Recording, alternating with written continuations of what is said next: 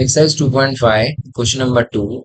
Find 4.8 divided by 10. So here we need to get the division of all the decimal points divide by 10.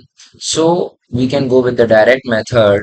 We know that on division we will check the number of digits. So here we have to divide by 10. That means only one zero is there.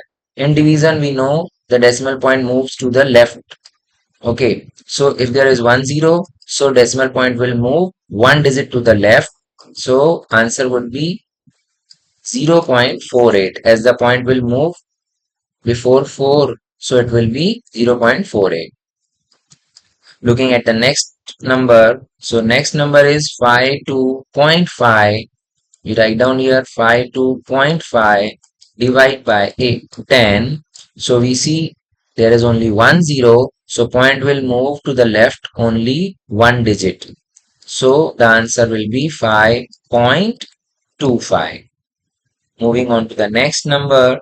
So our next number is 0.7 divide by 10. So in division, if there is only one zero, so point will move only one digit towards the left. So it will become 0, 0.07.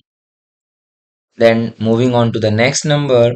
Next number is 3.1 divided by 10. We again see there is only one zero, that is we are dividing by 10. So decimal point will move only one digit to the left. So the answer will be 3.31. Checking out the other number now. It is 272.23. We have to divide by 10. There is only one zero, so decimal point will move only one digit towards the left.